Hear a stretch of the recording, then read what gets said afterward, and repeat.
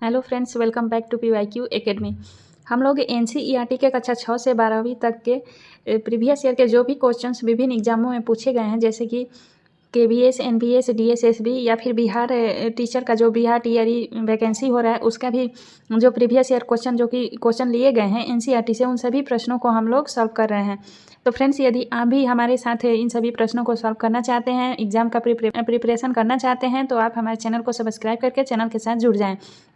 इससे पहले हमने 2 चैप्टर कंप्लीट कर लिया। कक्षा 6 से 12 तक के चैप्टर वाइज सारे प्रश्नों को क्रमानुसार सॉल्व कर रहे हैं, और जो भी चैप्टर आते जाएंगे उनके प्रश्नों को जो भी प्रश्न लिए गए हैं एग्जाम्स में पूछे गए हैं जहां से, उन प्रश्नों को सॉल्व कर रहे हैं। तो चलिए आते हैं आज के प्रश्न पे। अभी हम लोग आरंभिक नगर पाठ से प्रश्न को सॉल्व कर रहे हैं, तो उसे ही सॉल्व करते आते हैं प्रश्न पे।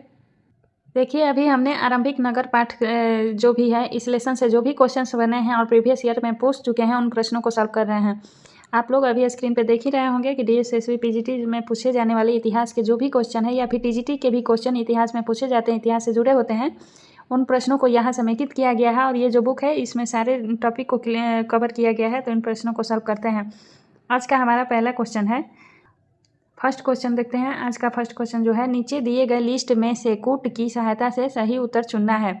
यानी कि यहाँ कूट दिया गया हड़प्पा, लोथल, कालीबंगा और मोहनजोदड़ो, इन जगहों से कौन कौन सी चीज़ें मिली हुई हैं उसे ही हमें लगाना है।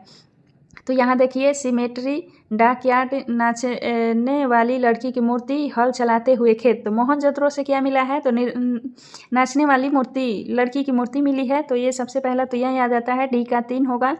और लोथल से डाकयार्ड मिला है, यानी कि लोथल का 2 होगा डाकयार्ड। कालीबंगा से क्या मिला है? तो हल चलाए हुए खेत मिला है। और हड़प्पा से सिमेट्री, यानी सिमेट्री मिली हुई है। देखते हैं यहाँ ऑप्शन क्रमानुसार क्या होगा। तो चौथा का क्या लगाए थे हम लोग? चौथा का तीसरा, यानी कि नाचने वाली मूर्ति। तो 2 ऑप्शन में दिया है फ्रेंड्स। यहाँ हम इन प्रश्नों को सॉल्व करना सीखें कि जो भी हमारा मैचिंग वाले प्रश्न आएंगे तो इनको कैसे ABCD को सॉल्व करेंगे। तो फ्रेंड्स, यहाँ सबसे पहले हमें इन प्रश्नों को सॉल्व करना सीखना पड़ेगा कि जो भी ये मैचिंग वाले प्रश्न होते हैं इन्हें कैसे सॉल्व करें। मान लीजिए कि 4 ऑप्शन दिया है, इसमें से 2 का ऑप्शन का आंसर हमें नहीं पता है और 2 का पता है। जैसे मुझे पता है, मान लेती हूँ कि मुझे डी का ऑप्शन पता है कि तीसरा होगा और सी का चौथा होगा, क्योंकि मोहनजोदड़ो से नाचने वाली लड़की की मूर्ति मिली है और कालीबंगा से हल चलाए हुए खेत मिला है। तो हमें 2 का आंसर करेक्ट पता है। तो मान लीजिए डी का तीसरा दिया है, तो डी का तीसरा देखिए, पहला ऑप्शन में है नहीं, दूसरा में है नहीं, तो ये दोनों ऑप्शंस तो ऐसे ही आउट हो गए। बचता है 2 ऑप्शन, सी और डी। तो इसमें अब हम देखेंगे कि तीसरा, जैसे डी का 3 हो रहा है हमारा ऑप्शन, और सी का क्या हो रहा है? तो कालीबंगा का हल चलाए हुए खेत का साक्ष्य मिला है। सी में भी दिया है दोनों। तो बाकी हम 2 बचे हुए ऑप्शंस को देखेंगे कि इसमें हमें कौन सा सही लग रहा है। तो यहाँ हम देखते हैं लोथल से डाकयार्ड का साक्ष्य मिला है। तो यहाँ ऑप्शन आ गया 2, बी का 2, और देखिए सी में दिया है बी का 1, तो ये भी ऑप्शन आउट हो गया। तो यहाँ कौन सा ऑप्शन बचा? हमें डी ही बचा, जो कि करेक्ट ऑप्शन हमें दिख रहा है। तो यहाँ राइट ऑप्शन हो जाएगा डी। तो इन प्रश्नों को इसी तरह से सॉल्व किया जाता है। 1, 2 या 3 क्वेश्चन भी हमें पता होता है, एक भी ऑप्शन का आंसर करेक्ट पता होता है, तो उससे हम पकड़ सकते हैं आंसर्स को। तो फ्रेंड्स, इन सभी प्रश्नों को सॉल्व करने का तरीका ही सबसे महत्वपूर्ण होता है, जो कि आपको समझ में आना चाहिए। आते हैं, इसका व्याख्या भी दिया है। देखिए, सुमेलित किया गया है कि हड़प्पा से क्या मिला है? हड़प्पा से सिमेट्री मिला है। लोथल से डाकयार्ड का मतलब होता है गोदीबाड़ा, बंदरगाह का साक्ष्य भी मिला है। कालीबंगा से क्या मिला है? हल चलाए हुए खेत का साक्ष्य मिला है। कालीबंगा से चूड़िया भी मिली है, यानी कि कालीबंगा का ही अर्थ होता है काले रंग की चूड़िया, तो चूड़ियों का साक्ष्य भी कालीबंगा से मिला है। मोहनजोदड़ो से क्या मिला है? तो नाचने वाली मूर्ति का साक्ष्य मिला है इस क्वेश्चन के अकॉर्डिंग। और मोहनजोदड़ो से बहुत कुछ चीज़ें मिली हैं, जैसे कि स्नानागार का साक्ष्य भी मिला है, अन्नागार का साक्ष्य भी मिला है। तो ये सभी चीज़ें भी हमें याद रखना होता है। अब नेक्स्ट क्वेश्चन देखते हैं। नेक्स्ट क्वेश्चन क्या है? नेक्स्ट दे रहा है कि नीचे 2 वक्तव्य दिए गए हैं, जिनमें से एक कथन ए और दूसरे कथन आर कहा गया है। कथन ए कह रहा है, क्या कह रहा है? कथन ए कह रहा है कि हड़प्पा के लोग अपनी जल आवश्यकता का ध्यान रखते थे एवं जल प्रबंधन के प्रति जागरूक थे।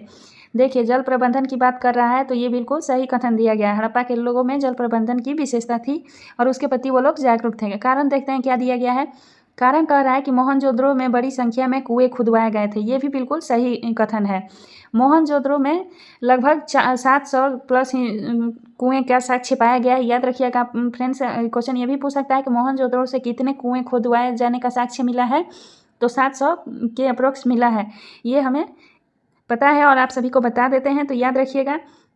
तो यहाँ हमें कौन सा आंसर सही लग रहा है, तो यहाँ हमें कथन और कारण दोनों बिल्कुल सही हैं। तो सही है, तो कौन सा ऑप्शन यहाँ राइट हो जाएगा, तो यहाँ option number A he right हो जाएगा। देखिए दिया है कि ए तथा आर दोनों सही है और आर ए की सही व्याख्या है, तो बिल्कुल सही कथन दिया गया है, दोनों कथन सही है। अगला क्वेश्चन देखते हैं। नहीं देखिए फ्रेंड्स, ये KVS PGT का क्वेश्चन है। KVS PGT में 2023 का शिफ्ट 1 का क्वेश्चन है, तो ये बिल्कुल ही सही क्वेश्चन दिया है। PGT का क्वेश्चन पढ़ रहे हैं अभी और इसे ही सॉल्व करा रहे हैं। प्रीवियस ईयर के जो भी क्वेश्चन है बार बार एग्जाम में पूछे जाते हैं, तो इन्हें सॉल्व करना तो हमारी पहली प्राथमिकता होती है। किसी भी एग्जाम की तैयारी करने के लिए आपको सबसे ज़रूरी होता है उसके पिछले वर्षों के प्रश्नों को हल किया जाए कि किस टाइप के क्वेश्चन आ रहे हैं। तो इसी हिसाब से हम इन प्रश्नों को लेकर आए हैं और सॉल्व कर रहे हैं फ्रेंड्स। इसकी व्याख्या देख लेते हैं। हड़प्पा सभ्यता एक नगरीय सभ्यता थी जिसमें सड़क, मकान, जल प्रबंधन, नली, कुओं आदि की उत्तम व्यवस्था थी। हड़प्पा सभ्यता के लोग अपनी जल आवश्यकताओं और उसके निकास के प्रति काफ़ी जागरूक थे। हड़प्पा सभ्यता के नगरों की खुदाइयों में हड़प्पा, मोहनजोदड़ो आदि से बड़ी संख्या में कुएं तथा नालियों के साक्ष्य मिले हैं। इन नगरों के कुछ घरों में तो अपने अपने कुएं भी प्राप्त हुए हैं। कुछ नगर ऐसे भी मिले हैं जिनके सभी के घरों में अपना कुआं होता था। प्राप्त साक्ष्यों से स्पष्ट होता है कि सिंधु घाटी सभ्यता की प्रमुख विशेषता जल निकास प्रणाली थी। वैज्ञानिक तरीके से बनाई गई मेहराब हड़प्पा सभ्यता काल से नहीं प्राप्त हुई है, यानी कि वैज्ञानिक तरीका से जो भी मेहराब बनाए जाते थे वो हड़प्पा सभ्यता से प्राप्त नहीं हुई है। आगे क्या मिला है, जबकि पक्की ईंटें चनहुदरों से तथा दीवारों की इंग्लिश बंड प्रणाली कालीबंगा से प्राप्त हुई है। देखिए यहाँ चनहुदरों से क्या मिला है, तो चनहुदरों से पक्की ईंट का साक्ष्य मिला है और दीवारों पर इंग्लिश बंड प्रणाली की कलाकारी जो है ये कालीबंगा से प्राप्त हुई है। नगर नियोजन तथा मोहरों के आधार पर हड़प्पा के विभिन्न स्थलों में समानता पाई जाती है। हड़प्पा की मोहरें स्टेटाइट नामक पत्थर से बनी थी। हड़प्पा की मोहरों को पूछेगा कि हड़प्पा की मोहरें किससे बनी हुई थी, तो स्टेटाइट नामक पत्थर से बनी हुई थी, याद रखिएगा फ्रेंड्स। नेक्स्ट क्वेश्चन देखते हैं। नेक्स्ट क्वेश्चन है कि सिंधु घाटी सभ्यता की प्रमुख विशेषता थी। सिंधु घाटी सभ्यता की प्रमुख विशेषता कौन सी थी? नगर नियोजन, जल निकास प्रणाली, अच्छी तरह से निर्मित सड़कें और पक्के मकान। तो कौन सी विशेषता थी? तो यहाँ AWS TGT का क्वेश्चन है जो कि TGT में SST में पूछा गया है और इसका आंसर आयोग ने बी दिया है। जल निकास प्रणाली सिंधु घाटी सभ्यता की प्रमुख विशेषता थी, इसलिए हमें यहाँ बी को ही मान के चलना है। लेकिन नगर नियोजन प्रणाली भी जो थी ये सिंधु घाटी हड़प्पा सभ्यता की विशेषता थी। अगला क्वेश्चन देखते हैं। नेक्स्ट क्वेश्चन आया कि निम्नलिखित में से किसकी जानकारी हड़प्पा सभ्यता काल में नहीं थी? हड़प्पा सभ्यता काल में किसकी जानकारी नहीं थी? तो अभी हमने पढ़ा कि वैज्ञानिक तरीके से बनाई गई मेहराब की जानकारी हड़प्पा सभ्यता में नहीं थी, जबकि पक्की ईंट का साक्ष्य मिला है। कहाँ से मिला है? तो चनहुदरों से मिला है। दीवारों की इंग्लिश बंड प्रणाली मिली है, यह कहाँ से मिला है? तो कालीबंगा से मिला है। और घोड़िया छत का भी साक्ष्य हड़प्पा सभ्यता से मिला है, किंतु वैज्ञानिक तरीके से बनाई गई मेहराब का साक्ष्य सिंधु घाटी यानी कि हड़प्पा सभ्यता से नहीं मिला है, इसलिए ऑप्शन नंबर डी सही है, यह गलत कथन है। फ्रेंड्स देखिए ये KVS हिस्ट्री का क्वेश्चन है जो कि 2018 में पूछा जा चुका है और KVS का एग्जाम्स तो इस साल भी आने की लगभग पूरी संभावना है, तो आप लोग लग जाइए एग्जाम्स का प्रिपरेशन करते रहिए। अगला क्वेश्चन देखते हैं। निम्न में से किस तरह से हड़प्पा के विभिन्न स्थलों में समानता पाई गई है? किस तरह से हड़प्पा के विभिन्न नगरों में समानता पाई गई है? तो नगर नियोजन प्रणाली और मोहर ये दोनों साक्ष्य हैं जो कि इनके आधार पर हड़प्पा के विभिन्न स्थलों में समानता पाई गई है। किस आधार पर पाई गई है? तो नगर नियोजन प्रणाली और मोहर, इन दोनों ही आधार पर हड़प्पा के विभिन्न स्थलों में समानता पाई गई है। ये भी DSSB PGT 2014 का क्वेश्चन है। आगे देखते हैं, नेक्स्ट प्रश्नों को सॉल्व करते हैं। अगला क्वेश्चन है हड़प्पा की मोहर आमतौर पर मुलायम पत्थर से बनी होती है जिसे कहा जाता है। हड़प्पा की मोहरें जो भी बनी होती हैं उसे क्या कहा जाता है? किस चीज़ से बनी होती है? तो स्टेटाइट से बनी होती है।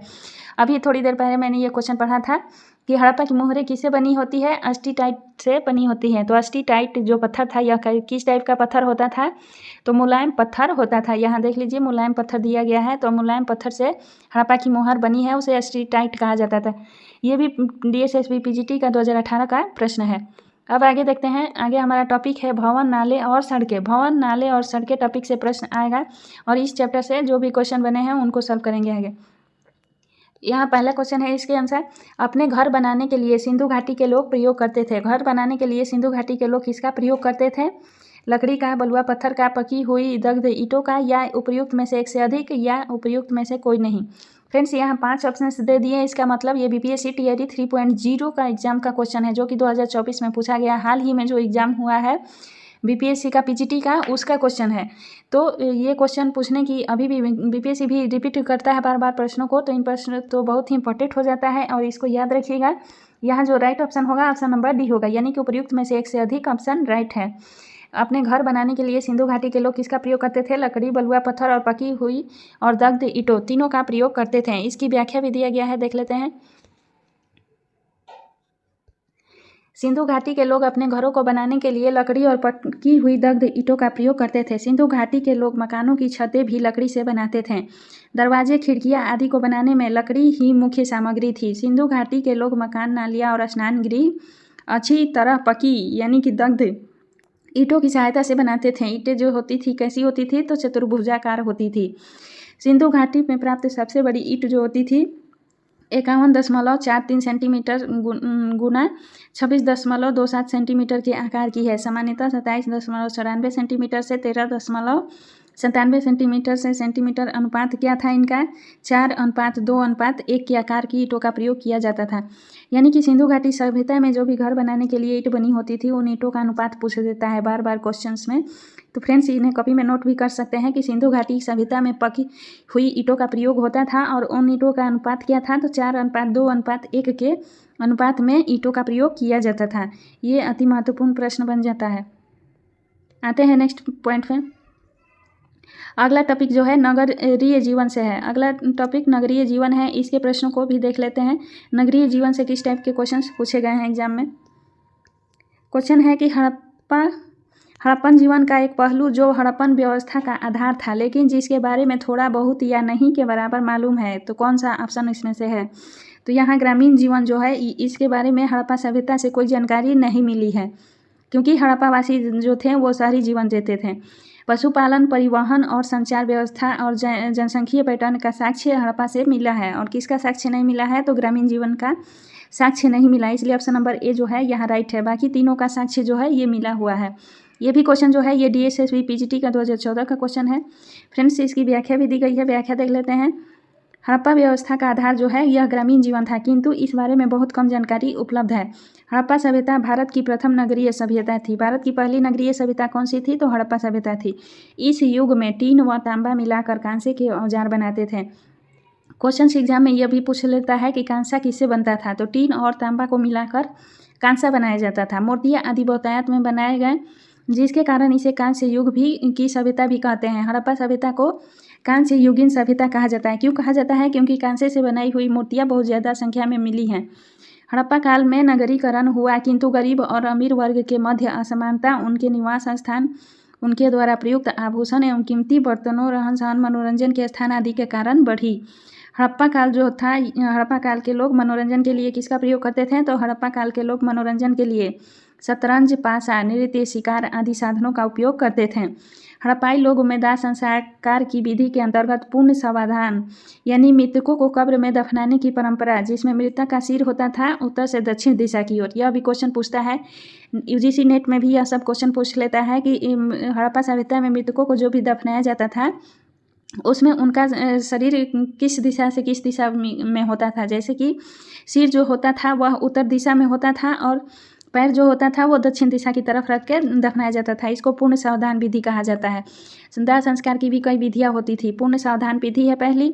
दूसरा देखते हैं आंशिक समाधान। आंशिक समाधान में क्या होता था? मृतकों को खुले में छोड़ दिया जाता था। तीसरा जो विधि है दाह संस्कार विधि है। दूसरा विधि कौन सा है? आंशिक समाधान। आंशिक समाधान में क्या होता था? मृतक को खुले में छोड़ दिया जाता था। तीसरी विधि जो है दाह संस्कार की विधि है। यह विधि भी प्रचलित थी। इसमें दाह संस्कार मृतक के शरीर का कर दिए जाते थे। शवों को दफनाते समय मृतक द्वारा दैनिक जीवन में वस्तुओं के प्रयोग को भी रखा जाता था। शवों को जब दफनाया जाता था तो मृतक दैनिक जीवन में जो भी उसका प्रयोग करते थे उन चीज़ों को उनके साथ दफना दिया जाता था। अगला क्वेश्चन से देखते हैं। क्वेश्चन में निर्देश दिया गया है, यानी कि कथन और कारण क्वेश्चन है, तो इसको भी देख लेते हैं। आज का ये लास्ट क्वेश्चन होगा। इस प्रश्न में दिया गया है कि निम्न प्रश्नों में दो कथन दिए गए हैं। एक को दावा यानी कि ए से अंकित किया गया है, दूसरे को कारण आर से अंकित किया गया है। दावा ए और कारण आर व्यक्तिगत रूप से सही है और यदि है तो कारण में दिया गया स्पष्टीकरण दावे के लिए सही है। निम्न दिए गए कोड का उपयोग कर अपना उत्तर चयन करना है। तो देखते हैं प्रश्न को। पिछला प्रश्न जो था यह भी DSSB PGT में 2014 में पूछा गया था, और ये प्रश्न जो है ये किस में पूछा गया है ये भी देख लेते हैं। ये प्रश्न जो है ये DSSB PGT 2014 का ही क्वेश्चन है। तो यहाँ दावा कह रहा है फ्रेंड्स, यहाँ देखते हैं, दावा कह रहा है कि कांस्य युग में नगरीकरण हुआ था, और कारण कहता है कि धनवान और गरीबों के बीच की असमानता बढ़ी। धनवान और गरीबों के बीच की असमानता बढ़ी है। तो इसमें दावा और कारण में से कौन सा सही है? ऑप्शन ए कहता है कि ए और आर दोनों सही है, और आर ए का सही स्पष्टीकरण है। ऑप्शन बी क्या कहता है? तो यह दोनों सही नहीं है, बिल्कुल गलत कथन है। ऑप्शन बी यहाँ जो है यह राइट ऑप्शन है, क्योंकि ऑप्शन बी में कहा गया कि ए और आर दोनों सही है, लेकिन आर ए का सही स्पष्टीकरण नहीं है। ए और आर दोनों कथन सही दिया गया है, लेकिन आर जो है यानी कि कारण जो है वो कथन का सही स्पष्टीकरण नहीं है। ये DSSB PGT 2014 का क्वेश्चन है, इसकी भी व्याख्या नहीं दी गई है। इसकी व्याख्या फ्रेंड्स पिछले क्वेश्चंस में ही हमने पढ़ लिया है। तो फ्रेंड्स आई होप आप सभी को आज का ये सेशन पसंद आया होगा। यदि प्रश्न अच्छे लगे तो चैनल को लाइक शेयर सब्सक्राइब करिए, और ऐसे ही व्याख्या के लिए हमारे चैनल के साथ डेली वीडियोज़ देखने के लिए चैनल को सब्सक्राइब करके जुड़ जाएं। मिलते हैं नेक्स्ट वीडियो में, तब तक के लिए धन्यवाद।